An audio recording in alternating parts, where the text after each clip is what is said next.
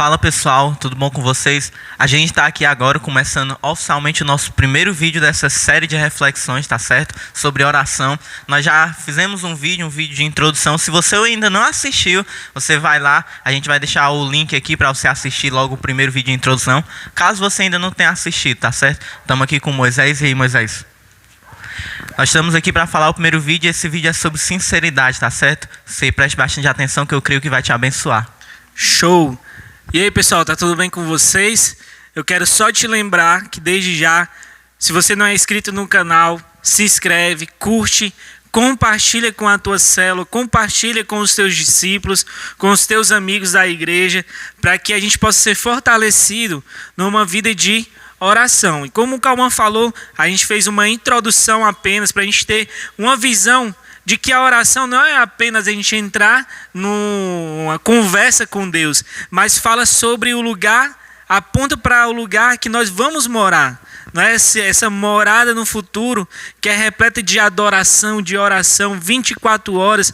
Nós vamos estar envolvidos com o Senhor, que existe uma casa chamada casa de oração, que o Senhor está preparando, chamando todos os povos de todas as línguas e nações para estar orando e adorando a Ele, certo? E hoje na nossa primeira sessão, certo? Nós vamos entender que oração é o derramar de um modo sincero e consciente, a consciência com o coração e com a alma. E aí eu quero lembrar você que a gente falou aqui também, que se você não assistiu o primeiro vídeo, certo? Assiste, depois você volta aqui para assistir, porque é preciso seguir essa sequência para você ter esse entendimento. E eu quero começar falando aqui sobre que a oração é um derramar de um modo sincero, não é? A gente precisa ser sincero com Deus. Não adianta esconder. Isso me lembra até um pouco, né, vindo aqui agora à mente, sobre Jonas, né? Jonas, ele tentou fugir de Deus de todas as formas, né? Ele se escondeu lá no fundo de um navio, até que foi lançado nas águas e foi engolido por um grande peixe, né? E até mesmo lá, ele não estava escondido do Senhor. Então, não adianta a gente querer esconder algo de Deus, né? Ele conhece, ele sonda o nosso coração. Ele entende melhor, ele conhece melhor o nosso coração do que nós mesmos. Então, nada mais justo, né, e inteligente que ser sincero com Deus, certo? Davi, ele conseguiu ser o homem segundo o coração de Deus, mesmo tendo uma vida de pecado, né? Deus, ele não permite que Davi ele construa o templo, porque havia sangue nas mãos dele. Mas ele é considerado um homem segundo o coração de Deus, mesmo tendo pecado, né? Não tendo uma vida de pecado, mas tendo pecado, né? O pecado de ter jogado o seu amigo numa frente de batalha para morrer e poder ficar com a mulher dele, né? Então, assim, ele é perdoado, ele continua tendo uma vida segundo o coração de Deus, porque ele é sincero. Quando ele se apresenta diante de Deus e ele apresenta o seu pecado, ele fala sobre a sua aflição. Eu acho muito legal em Salmos, quando está falando, diversas passagens que o salmista fala sobre a sua aflição, sobre a perseguição. Isso revela a emoção dele. E às vezes a gente quer agir somente com a razão e a gente esquece que Deus é um Deus que também possui emoções. Ele sente ira, ele se alegra, ele tem amor, ele tem compaixão. E tudo isso são emoções. Então nós precisamos ser sinceros sobre as nossas emoções, sobre os nossos pensamentos, no nosso momento de oração, para que a nossa oração seja mais aceita por Deus, né? Exatamente. Pessoal, como Moisés falou, não adianta você ir diante de Deus achando que você vai enganar a Deus, esconder algo de Deus. Não tem como. Jonas, dentro do peixe, no fundo do mar, não teve como esconder. Mas nós vemos dois opostos, como Moisés falou, Jonas e Davi. Jonas escondeu, mas Davi deixou Deus ver tudo e ele é considerado o homem segundo o coração de Deus. Então, primeiro ponto, talvez, primeiro conselho seria que você não esconda nada de Deus, porque não adianta. E aí é interessante, estava lembrando aqui, a oração de Jonas, né? Que ele fala assim: será que eu ainda vou voltar a ver o templo de Deus, né? O templo naquele tempo, ele representava a presença de Deus, né? Era a habitação de Deus. E nesse momento ele está sendo sincero. Nesse momento ele está sendo apaixonado e deixando as suas emoções evidentes. Poxa, será que eu ainda vou voltar a ver o templo do Senhor? Será que eu ainda vou poder olhar para Israel? E aí depois dessa oração, o Senhor escuta a oração dele e Jonas é cuspido por aquele peixe, não é? Então fica aí o exemplo de uma oração respondida, mesmo numa situação completamente adversa, não é? Talvez uma situação que nós nunca vamos passar. E Deus escutou a oração dele, porque naquele momento Jonas ele estava sendo sincero. Lá em Oséias capítulo 7, versículo 14, Deus ele fala assim: e não clamaram a mim com o seu coração, mas davam uivos nas suas camas. Para o trigo e para o vinho se ajuntam, mas contra mim se rebelam. Ou seja, não adianta você estar de joelhos, às vezes lá no seu lugar secreto, e gritar e clamar, se você não clamar com o seu coração. Se você não expor as suas emoções, realmente o que você está pensando, até mesmo como você não sabe o que falar. Senhor, eu não sei o que falar, eu estou aqui, eu vim para poder te encontrar, mas eu não sei nem pelo que eu tenho que pedir perdão, nem o meu pecado. Não sei nem por onde começar. Eu não sei nem por onde começar. Então, é necessário que que a gente tenha essa clareza, né? E Romanos capítulo 8, versículo 26, vou deixar o Cauã falar sobre isso, que fala que o Senhor, o Espírito Santo, ele nos ajuda na nossa fraqueza, não é? Exatamente. Você precisa entender isso, que por mais, como a gente falou no primeiro vídeo, repetindo, se você ainda não viu, vai lá ver, mas se você acha que vai ser por a sua força, por aquilo que você sabe, você está se enganando e está tentando enganar a Deus, né? Não conseguindo. Porque nós não vamos saber orar como convém, mas existe o Espírito que intercede por nós com gemidos. Então nós precisamos entender isso. Não é pela nossa força, não é pelo que nós sabemos. Até a nossa sinceridade, o homem ele tende a querer esconder de Deus os pecados. Porque quando nós pecamos, qual é o primeiro sentimento que nós sentimos? A vergonha. E nós não queremos apresentar isso diante de Deus. Você acha que é pela nossa vontade que nós vamos até Deus pedir perdão? Não. É o próprio Espírito que nos leva até Deus em arrependimento. Então nós precisamos ter esse entendimento de que é o Senhor quem nos leva até Ele mesmo. Pois é. E é justamente às vezes isso que acaba deixando a gente desanimado, não é?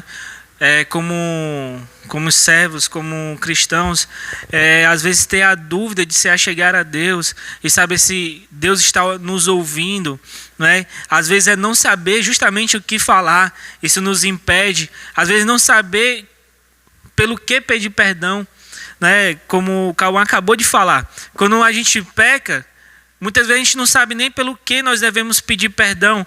Às vezes sim, às vezes o Espírito Santo ele toca no nosso coração e está ali nos incomodando. Eu li recentemente num livro, né, que fala justamente sobre emoções, que a culpa é justamente um mecanismo de Deus para nos incomodar quanto ao nosso pecado. Se você perceber, toda vez que você comete algo errado, você fica se sentindo culpado. E isso o Espírito Santo está te falando, olha, realmente você está errado, faça algo a respeito disso. E às vezes a gente não sabe, a gente se ajoelha no nosso lugar secreto, e é nesse momento que a gente tem que ser sincero com Deus e dizer, Senhor, me ajuda. O salmista ele fala, sonda o meu ser, sonda o meu caminho, vê se há algo bom, certo? Então assim, seja sincero, mesmo quando você não tiver as palavras. Eu estava refletindo esses dias, né? A gente aqui faz sempre um relógio de oração, com turnos de oração. Eu estava no meu turno de oração e eu estava refletindo sobre isso, que é algo que todos nós sabemos, mas às vezes isso não impacta a nossa vida, não é? Às vezes a gente esquece disso, que é algo tão real, que no Antigo Testamento a gente pode ver Deus fazendo sinais, maravilhas, né? A arca, a sua presença estava com o povo. Depois vem Jesus, próprio Deus encarnado, caminhando, e às vezes a gente acha que Deus está longe, né? Que Deus ele está lá no céu, ele está sentado no trono, e agora Jesus está à sua direita, sentado junto com ele, intercedendo por nós, né, como a gente falou no último vídeo. E a gente esquece que aqui na terra existe apresente o Espírito Santo. Você pensar que Jesus caminhou com os discípulos, mas ele falou: não vou deixar vocês órfãos, eu vou enviar um outro Consolador. Então Deus, Jesus, eles não estão distantes. Ainda que na terra, nesse tempo presente, o Espírito Santo, ele está conosco. Ele é alcançável. Ele não é inatingível, ele é alcançável. Basta apenas você clamar, você buscar. A palavra de Deus, né, o próprio apóstolo Paulo fala que nós somos a habitação, aquele que peca contra o corpo, né? E peca em imoralidade sexual, ele peca justamente contra o corpo, e o corpo é morada do Espírito Santo. Então ele está aí, perto de você, onde você for. E aí eu quero entrar justamente num próximo tópico, que é ser consciente com a alma e com o coração. Nós devemos buscar o Senhor com o nosso coração, a sinceridade, as nossas emoções, mas também nós devemos ter consciência. E quando a gente fala de consciência, está falando de intencionalidade. Não estou vivendo apenas o acaso, né? Deus fala comigo aqui e ali. Não, eu convido intencionalmente o Senhor para fazer parte da minha vida, da minha trajetória, não é isso? Exatamente. Você tem que ser, como Moisés falou, intencional. Ser consciente é você saber o que você tem que fazer e fazer. Não é só você achar que vai cair do céu, que você vai fazer automaticamente, que vai virar um hábito normalmente sem você fazer nada, que você vai aprender do nada. Não é assim, você tem que fazer intencionalmente.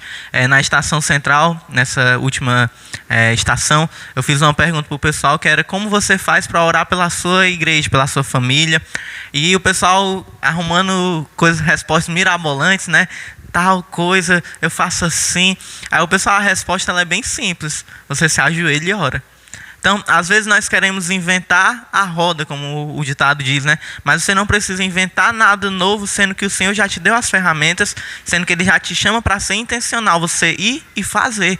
Você sabe como deve orar, você sabe como o seu coração deve ir até Deus, você sabe que precisa do Espírito Santo, então você não precisa ficar enrolando, tentando inventar demais, porque você já sabe o que tem que fazer.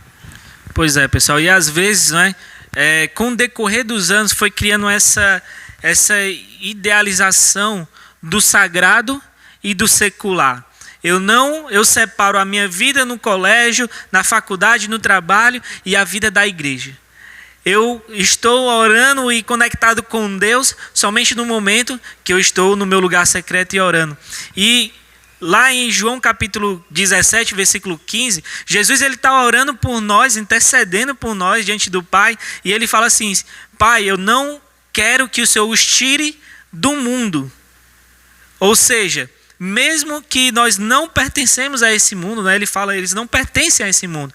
Mas eu não quero que o Senhor os tire desse mundo, mas que os livre do mal.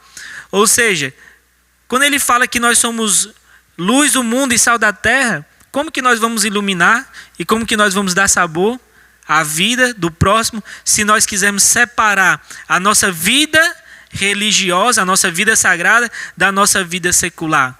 Ele nos inseriu como luz e como sal para viver no meio do povo, para poder transmitir a eles essa esperança. Então você não está conectado com Deus só quando você está no seu lugar secreto, mas você pode estar conectado com Deus 24 horas. É assim que o salmista ele fala, não é? Que o justo medita dia e noite na palavra, na lei do Senhor. Como que você medita dia e noite? Para a gente parece coisa de louco, né? Porque a gente está de manhã trabalha, de dia faz isso, tem família, não é? Como que eu vou meditar? Se eu tiver a consciência de que 24 horas o Espírito Santo, ele é meu amigo, ele é meu companheiro, ele está comigo. Então eu posso pegar um ônibus, eu posso estar num carro, no trânsito e estar falando e orando com ele. Eu posso ir no banheiro e estar com a minha mente voltada para o Senhor. E assim isso vai me capacitar para quando um irmão, um amigo, um colega de trabalho chegar e falar algo para mim, uma dificuldade, uma aflição que está passando, eu poder ter uma resposta não que vem de mim, mas que vem do céu. E isso eu só posso fazer se eu tiver intencionalidade de trazer o Senhor para a minha vida, né? O meu cotidiano, apresentar o meu cotidiano para o Senhor, não é isso? Exatamente. Você não pode pensar, como nós já falamos, que Deus está distante de você, que você vive aqui, Deus vive lá no céu, se nós estamos longe. Não, Ele está com você. Tem uma coisa que eu li num livro uma vez, eu guardei isso para mim, faz até bastante tempo, mas é que o Senhor, Ele já não habita mais na minha frente, do meu lado. A pessoa já olha assim, Ele não habita do meu lado. Não, Ele habita agora dentro de nós. O Espírito Santo, Ele vive em nós, ou seja, onde eu estiver, Ele não está sentado na cadeira da frente, Ele está aqui comigo, no meu coração. Então, é isso que você tem que pegar. Você tem que viver com o Senhor intencionalmente 24 horas por dia. É assim que nós meditamos dia e noite. É assim que nós vivemos uma conversa constante com Ele, sabendo que Ele habita em nós. Então, pessoal, para a gente resumir a nossa ideia desse vídeo, é que a oração é o derramar de um modo sincero e consciente com o nosso coração, não é? E aqui é muito interessante até fazer esse aspas, né, esse parêntese, porque quando a palavra de Deus sobre oração, sobre coração, para nós que somos aqui, né, ocidentais, né, temos uma cultura diferente do Oriente Médio. Para nós o coração é que fala das emoções.